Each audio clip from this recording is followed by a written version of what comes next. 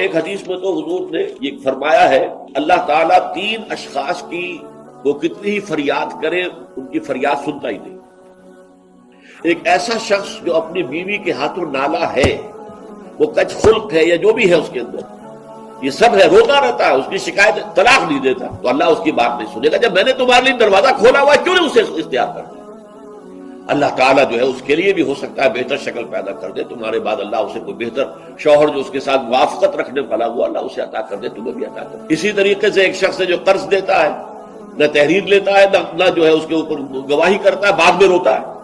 جب اللہ نے حکم دیا ہوا پہ قرض دو تو اس کے اوپر جو ہے تم گواہی کرو، تحریر کرو۔ اللہ کا حکم اس وقت نہیں کرے، اس وقت تو محبت آڑے آ جاتی ہے۔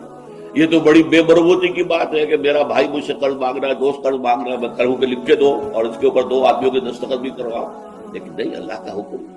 اب اگر تم نے وہ حکم نہیں مانا اب مت رو، اللہ تعالیٰ تمہاری جو ہے وہ جو بھی تمہاری فریاد نہیں سنے گا۔ یہ میں روایت آپ کو سنا دیتا ہوں۔ وقد روى شعبة عن فراس من الشعبي عن ابی بردہ عن ابی موسیٰ قال 3 يدعون الله فلا يستجيب لهم۔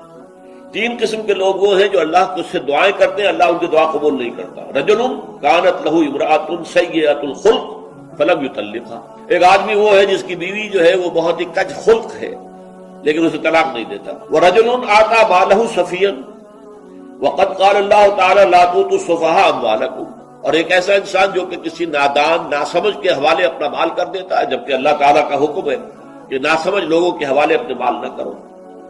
وَرَجُلٌ لَهُ عَلَى رَجُلٍ دَيْنٌ، اور وہ شخص کہ جس کا کوئی قرض کسی کے ذمے ہے، وَلَمْ يَشْهَدْ عَلَيْهِ بِهِ، اس کے اوپر اس نے گواہیاں نہیں کروائی تھی، اور روتا ہے تو روئے، اللہ تعالیٰ اس کی دعا نہیں سنتا۔